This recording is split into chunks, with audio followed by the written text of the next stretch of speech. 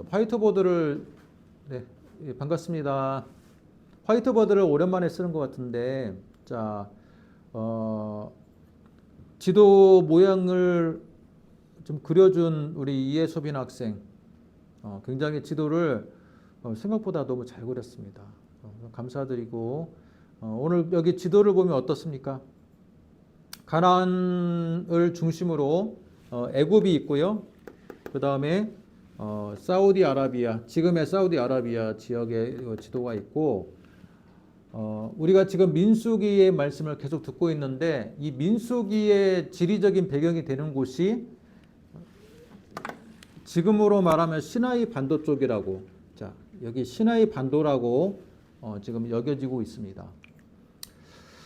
시나이 반도라고 여겨지고 있는데, 지금 시내산이 여기에 있죠. 전통적인 시내산은 여기에 있어요. 시나이 반도에. 전통적인 시내산은 시나이 반도에 있고, 이스라엘 백성이 출애굽을 자, 이런 경로로 했을 것이다. 그리고 자, 이렇게 가데스 바네아로 올라갔을 것이다. 자, 이게 지금 기존의 학설입니다. 전통적인 관점이고요. 여러분이 만약에 성지순례를 가게 된다면 이스라엘 쪽으로 가는 그 8박 9일 또는 뭐 12박 13일의 코스가 있긴 한데, 성지순례가 꼭 가나안 땅 이스라엘에만 있는 게 아니거든요. 터키도 가기도 하고 또 이집트도 가기도 합니다. 근데 이집트를 만약에 성지순례를 간다 했을 때 반드시 들리는 곳이 여기 시나이 반도예요. 우리가 전통적으로 알고 있는 관광지화된 시나이 반도에 성지순례를 가게 됩니다. 여기 가게 되면 낙타를 타고 시내산으로 올라가요. 새벽부터 일찍 새벽밥을 먹고 낙타를 타고 올라가는, 자, 이런 코스가 있는데, 또 시내의 산이라고 일컬어지는 이 산 옆에는 AD 한 6세기 정도부터, AD 한 5세기, 6세기 정도부터 여기가 성지화 되어서 수도원이 있습니다. 한 1500년 역사를 갖고 있는 이 수도원이 있어요. 그것은 무엇을 이야기합니까? 이미 초대교회 때부터 모세를 중재로 한 이스라엘 백성과 하나님의 구약을 대표하는 시내산 언약을 맺었던 장소가 이미 초대교인들 때부터 뭐예요? 여기가 시내산이었을 것이다. 이미 그렇게 초대교회 때부터 다 인식을 하고 있었다는 거예요. 그래서 여기 옆에 보면 유명한 수도원이 하나 있습니다. 자, 그런데 제가 설교 때 가끔 이야기하지만 이스라엘 백성의 출애굽이 과연 전통적인 관점에서의 과연 이 산이 시내산이냐에 대해서는요, 요즘에는 이거에 대해서는 조금 다른 관점들이 많이 있어요. 첫 번째 이유는 뭐냐면, 자, 이스라엘 백성이 있었던 곳이 어디입니까? 애굽 중에서도요, 여기 숫곳이라는 지역입니다. 숫곳. 이 숫곳이라는 지역은 어디에 있냐면 애굽의 입구에 있거든요. 애굽의 그 나일강이 흐르는 그 나일강가에 있는 굉장히 비옥한 땅입니다.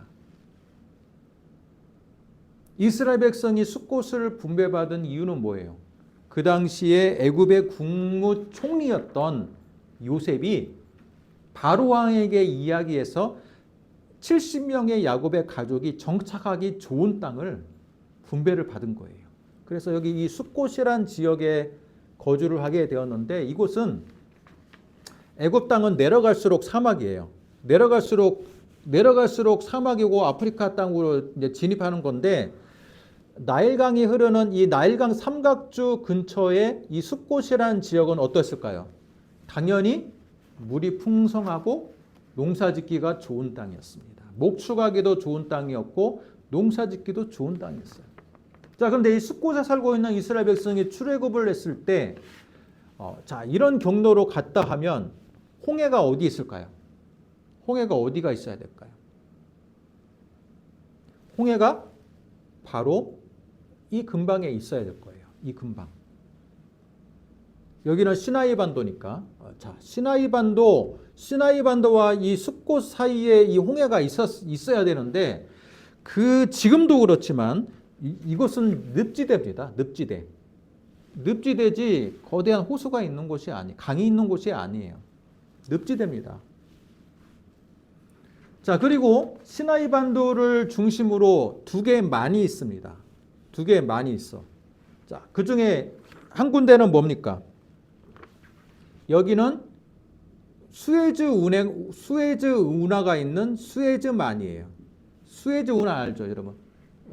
수에즈 운하가 바로 여기에 있거든요. 지금 여기 지금 전통적으로 홍해를 건넜을 것이다라고 생각하는 이곳이 수에즈 운하가 있는 곳입니다. 반면에 또 하나의 만이 있어요. 자, 이것은 무슨 만이라고 하냐면 아카바만이라 그래요. 여기 있는 만이 아카바만입니다. 아카바만입니다. 자, 그런데 애굽 왕조 시절에 이스라엘 백성이 출애굽하던 시절에는요, 이 시나이 반도는 어느 나라 땅이었을까? 시나이 반도는 어느 나라 땅이었을까요?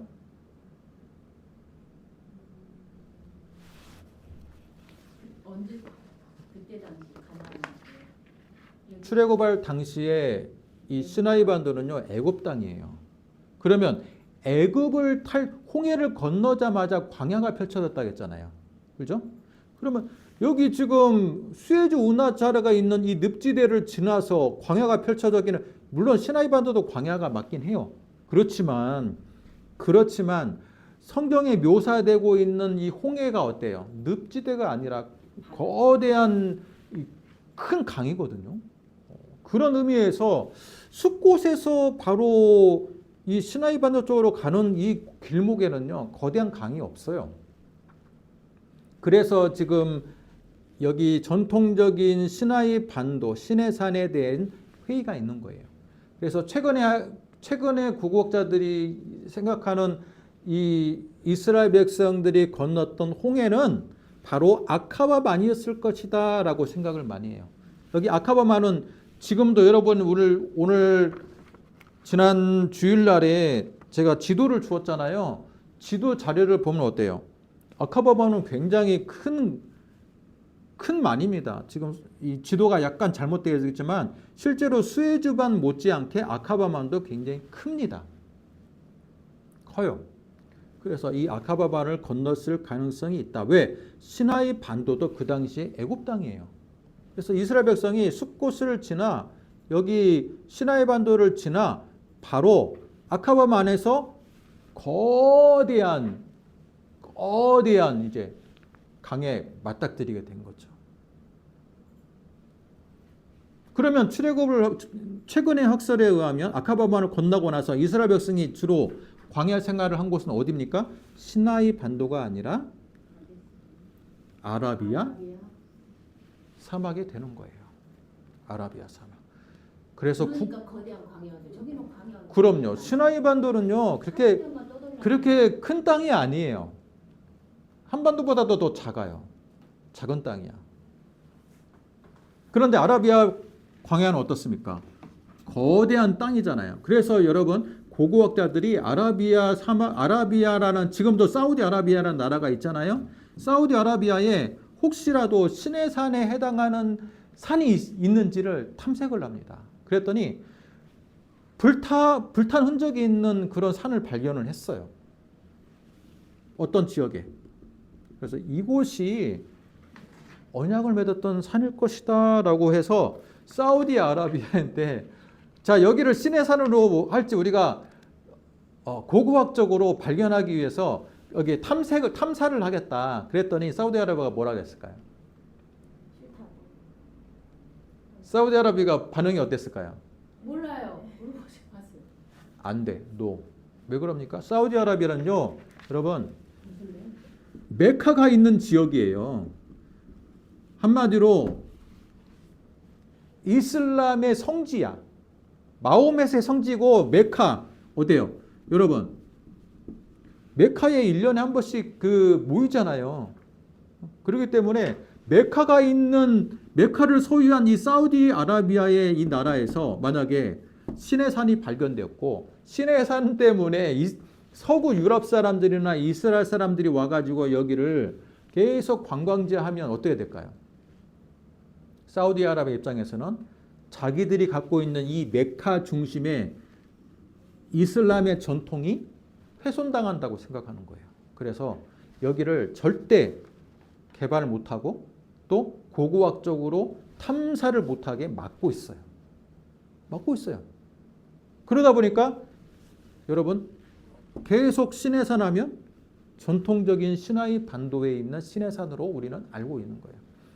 그러면 아니 목사님 그래도 AD 뭐 한 5세기 6세기 때 옛날에 사람들이 이미 여기를 시내산으로 알고 있다는 것은 구전 전승이 있었을 거 아닙니까? 물론 맞아요. 그렇긴 하지만 여러분 지금으로부터 지금 출애굽이 어때요? 3,500년 전이거든요.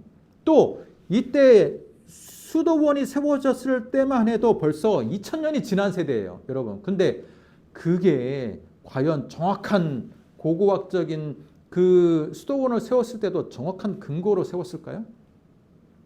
아니라는 거예요. 구전적인 전승으로 인해서 여기였을 것이다라고 추정을 하고 있다는 겁니다. 때문에 저는요, 이스라엘 백성이 38년 동안이나 광야 생활했다 했을 때 시나이 반도보다는 차라리 여기 사우디아라비아에 있는 이 사막, 이 광야가 훨씬 더 이스라엘 백성들이 지금 38년 동안, 40년 동안의 광야 생활하기에는 더 나은 환경이었다라고 생각을 합니다. 그런데 사우디 아라비아에서 이 발굴을 지금 허락하지 않고 있기 때문에 그냥 계속해서 추측인 거예요. 그렇게 알고 계시면 될 것 같고요. 또 한 가지. 자, 오늘 모세 오경의 배경이 되는 이스라엘 백성은 왜 그 당시에 가나안으로 가는 길이 어떻게 있었는지 우리가 한번 생각해 볼 필요가 있습니다. 여러분, 이 숫곳이라는 지역에서 가나안이라는 이 지역은요, 멀었을까요? 짧았을까요? 이 가나안 땅. 여기가 지금 가나안 땅이거든요. 가까워. 그렇게 먼 곳이 아니에요. 예, 딱 봐도 가깝대. 맞아. 자, 그러면 가나안에서 바벨론 여러분 자세히 보시면요. 애굽이란 그 당시에 강성했던 두 나라가 있습니다. 첫째는 애굽. 두 번째는 바벨론. 애굽과 바벨론은요. 역사적인 기록에 의하면 서로 원정을 갈 만큼 라이벌이었어요. 정치적인 라이벌이어서 바벨론이 애굽을 침공하기도 하고 애굽이 바벨론 원정을 떠나기도 합니다. 그러면 가나안이란 지역은 어때요? 위치가 우리나라 한반도하고 비슷해요. 우리나라 한반도 어떻습니까? 중국과 일본이라는 중국, 러시아, 일본 사이에 있는 참 이 조그만한 땅, 그죠? 그렇기 때문에 한이 많은 땅이고 역사적으로 침공을 많이 받은 땅인데 가나안이 바로 그런 곳이라는 거예요. 왜? 바벨론에서 애굽으로 침공할 때 반드시 지나가야 하는 곳이 어디예요? 가나안이거든요. 또 애굽에서 바벨론을 침공할 때도 반드시 지나가야 하는 길이 어디예요? 가나안인 곳이에요. 그래서 가나안은요, 두 강대국 사이에 끼어 있는 땅이었기 때문에 또 교통의 요지였기 때문에 가나안은요, 역사적으로 많은 침범을 당할 수밖에 없었다라는 거예요. 마치 우리나라처럼. 자, 그러면 이 당시에 이스라엘 백성이 출애굽을 당시에 가나안으로 가는 길은 몇 가지의 길이 있었을까? 4가지의 길이 있었습니다. 가장 먼저 우리로 말하면 고속도로, 해안가 고속도로가 있어요. 여러분, 애굽에서 가나안으로 이어지는 이 해안선을 따라서 가는 해안가 고속도로가 있어요. 이 해안가 고속도로는요, 가나안을 지나서 페니키아를 지나서 아브라함의 중간 기착지였던 이 하란 땅까지 이어지는 해안 고속도로가 있습니다. 이게 가장 군사적으로 이동할 때 많이 사용하던 길이에요. 해안 고속도로. 제일 빠른 길이에요. 만약에 하나님께서 이스라엘 백성에게 이 해안길을 통해서 가나안으로 가라고 했으면 며칠이 걸렸을까? 학자들이 딱 대충 계산해 보니까 보름이면 가요. 숫곳에서 가나안까지는요, 보름밖에 안 걸려. 이 보름밖에 안 걸리는 길을 돌아 몇 년을 광야에 있었어요? 40년을 있었습니다. 이스라엘 백성에게는 정말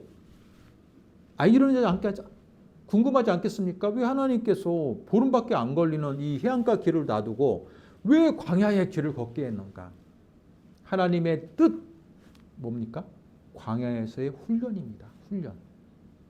그리고 두 번째 이유는 뭐냐면 여러분 해안가 길에는요 당연히 교통의 요충지였기 때문에 해안가 초소가 있습니다. 애굽의 정예 군대엔 해안가 초소가 있어요. 그래서 가나안으로 들어가기는 빠르나 실제로는 애굽의 최전방에서 지키는 정예 군대와 맞닥뜨릴 수밖에 없어요. 그것을 피하기 위해서는 우회할 수밖에 없습니다. 이건 현실적인 이유예요. 현실적인 이유. 자, 그러면 두 번째 길은 무엇이 있을까요? 두 번째 길은 여러분 족장길이 있어요. 족장길은 뭐냐면 여러분 가나안을 관통하는 길이에요. 가나안을 관통하는 길. 가나안을 관통하는 길 중에 어디가 있습니까? 여기가 브엘셰바가 있고요. 브엘셰바를 지나서 예루살렘, 그 다음에 베델 이렇게 해서 산지를 통과하는 길이에요. 산지를 통과하는 길이기 때문에 이 길의 이름은요. 자, 이것은 첫 번째 길은 뭐예요? 해안길이고 하이웨이입니다. 두 번째 길은 족장길이에요. 족장길은 도로가 넓지 않아요. 우리 말하면 계양산자락을 타고 계속해서 이 산자락 타고 산골짜기 길인 거예요. 그렇지만 이 이름이 족장길인 이유가 뭡니까? 그 당시에 아브라함과 이삭과 야곱이 다녔던 길이에요. 족장길. 세 번째 길은 지금까지는 사해의 서쪽 길이거든요. 사해의 서쪽 길이 두 개가 있어요. 그리고 사해의 동쪽 길이 두 개가 있는 겁니다. 사해의 동쪽 길. 자, 동쪽 길은요. 여기 가데스 바네아를 지나서 자, 사해 동쪽을 통과하는 길. 자, 이 길은요. 왕의 길입니다. 왕의 길. 왜 왕의 길이지? 실제로 왕이 통과했다는 길이 아니라 이 왕의 길이라고 하는 이유는 뭐냐면 가장 대중적으로 많이 이용했던 길이에요. 왕이 다닐 정도로 그냥 빈번하게 다닐 정도의 길을 세 번째 길 왕의 길입니다. 마지막 네 번째 길은 뭐냐면 사해의 동쪽에서 왕의 길을 지나서 더 뺑 돌아가는 길. 자, 이것은 무슨 길이냐면 이것은 광야 길입니다. 광야. 한마디로 말하면 이 네 번째 길은 정말 가고 싶지 않은 길이에요. 물도 없는 이 광야를 지나서 이 사막길을 광야길 또는 사막길이라고 그러는데 이 네 번째 광야길을 간다는 것은 어때요? 오늘 지난번에 말씀을 들었던 것처럼 물이 없으니까 난리가 나고, 그죠? 물이 없어요. 도시가 없어요. 그냥 광야를 지나가는 길이에요. 자, 이 중에서 이스라엘 백성은 어느 길을 가기를 원했을까요? 어느 길을? 맨 처음에 해안길로 하이웨이로 편안하게 가기를 원했어. 하나님께서 안 된다. 광야로 가라. 그래가지고 지금 광야를 또 도는 겁니다. 그러면 이 길을 뻔히 알고 있는 이스라엘 백성들 불만이 생기겠습니까? 안 생기겠습니까? 왜 하나님께서 이 좋은 길을 놔두고 홍해까지 가르셨다면 이 해안 초소에 있는 이스라엘 백성 애굽 군대들도 다 물리치시면 바로 우리는 입성하는데 15일이면 가는데 왜 못 가게 했는지 입이 이렇게 나오는 거예요. 그러면서 계속 광야를 도니까 애굽의 삶을 경험했던 이스라엘 백성들은요, 계속해서 과거에 대한 향수, 차라리 광야에서 이렇게 죽느니 애굽에서 노예 생활이 낫다. 그렇게 이야기가 나오는 겁니다. 지난 주일날 우리가 이야기를 들었던 가데스 바니아, 다시 한번 가데스 바니아에 들어서게 되는데 이 가데스 바니아는 길이 나눠지는 갈림길이에요. 길이 나눠지는 갈림길이에요. 가데스 바니아를 통해서 족장길로 바로 직진해서 올라갈 수가 있고, 두 번째 왕의 길로 갈 수가 있고, 세 번째 광야 길로 갈 수가 있어요. 그랬을 때 지난 주일날에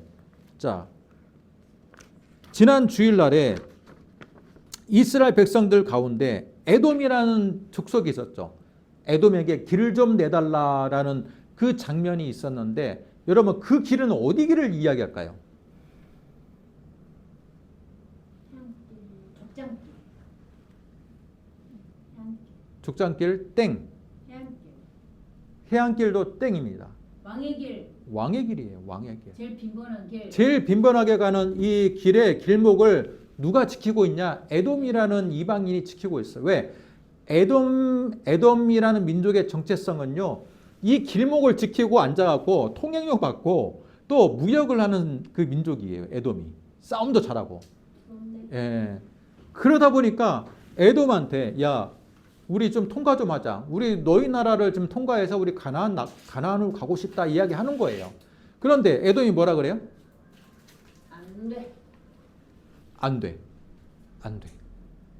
그러면 이스라엘 백성이 가나안으로 들어가기 위해서 어떤 길을 이용했을까? 돌아서 가는 거죠. 사막. 이 광야 길로 돌아갈 수밖에 없는 거예요. 돌아갈 수밖에 없는 거예요.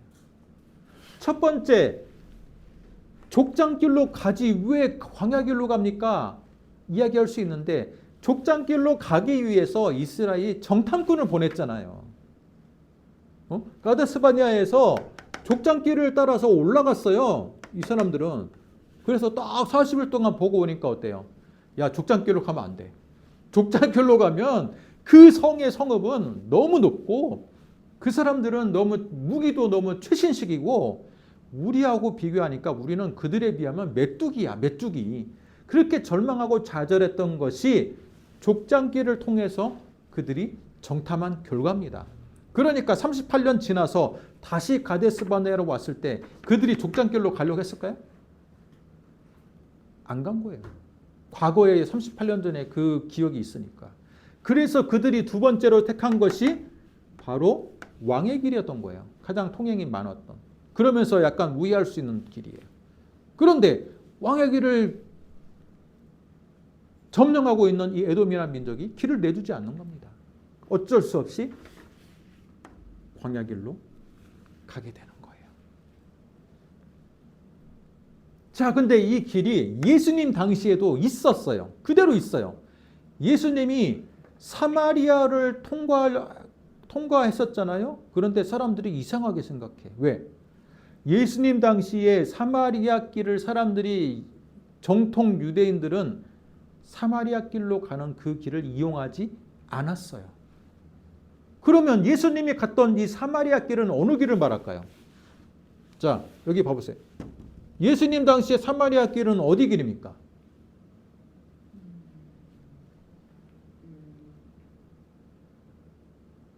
베델로 가는. 족장길인 거죠. 예루살렘에서 가나안까지 곧바로 산지를 통해서 가는 길은요, 족장길인 거예요. 족장길로 가는 게 가장 빨라. 예루살렘에서 가나안이 아니라 갈릴리 호수까지 가는 그 길은요, 그냥 산을 따라서 쭉 올라가면 되는 길이거든요. 훨씬 더 간단하고 또 거리도 짧고 기간도 소요되는 기간도 짧아요. 그런데 예수님 당시에 이스라엘 유대인들은요, 족장길을 잘 이용하지 않았어요. 어디의 길로 이용합니까? 왕의 길로 갑니다. 돌아갑니다. 왜? 족장길로 가니까 그러면 사마리아 마을을 지나가고 거기서 하룻밤을 좀 자야 되거든요. 근데 사마리아 백성들은 과거에는 이스라엘 족속이었으나 여러분 포로기 이후에 어떻게 됐습니까? 혼혈이 일어났고 종교적으로도 혼합주의가 있어서 여호와 하나님을 믿긴 믿으나 다른 신도 같이 믿는 종교예요. 때문에 예수님 당시에 유대인들은요, 사마리안들을 아주 미워하고 증오했습니다. 저 사람들 종교의 여호와 신앙의 정통성을 잃어버리는 이단이라고 생각했던 거예요. 그러니까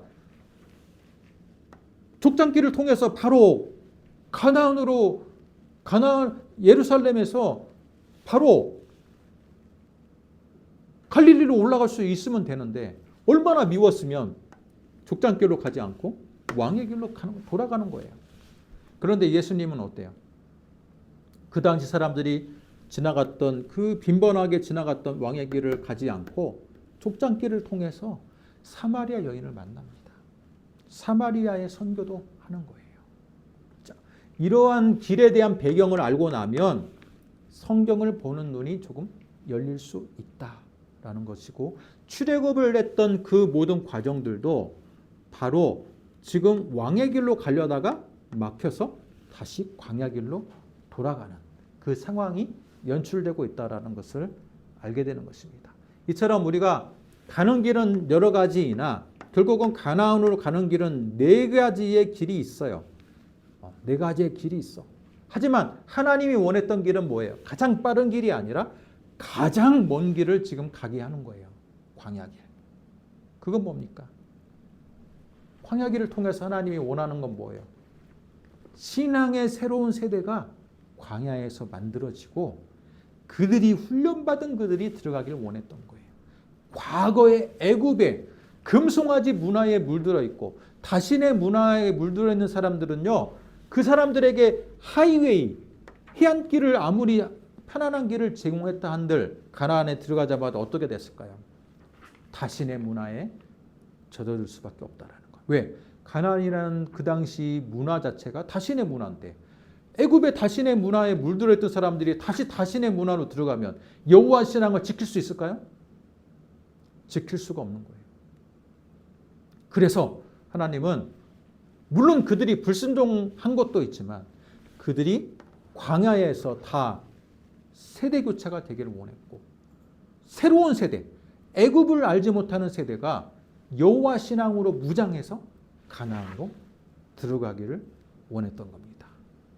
자, 이러한 배경을 통해서 우리는 성경에 대한 기본 역사적 또는 문화적인 배경을 알 수 있다라는 것을 알 수 있고요. 예수님께서 족장길, 많이 갔던 왕의 길 대신에 족장길을 통해서 사마리아를 하나님의 품 안으로 품는 그런 역사적인 배경도 우리가 알 수 있었습니다. 자, 기도하겠습니다. 하나님 아버지 은혜와 사랑을 감사합니다. 오늘 말씀을 통해 우리가 성경의 역사적인 배경을 알게 하시고 또한 이를 통해서 언제나 역사적인 배경 지식 없이는 성경을 제대로 알 수 없다라는 또한 그런 교훈도 깨닫게 해주심을 감사합니다. 우리가 말씀을 더 들을 때 역사적인 지식을 가지고 더 깊은 진리의 말씀들을 깨닫는 은혜가 있게 하여 주옵소서. 이를 통해 우리의 삶에 말씀을 잘 적용하고 또한 지혜로운 자로서의 삶을 살아갈 수 있는 귀한 하나님의 백성 되게 하여 주옵소서. 아멘. 예수님의 이름으로 기도드립니다. 아멘. 아멘.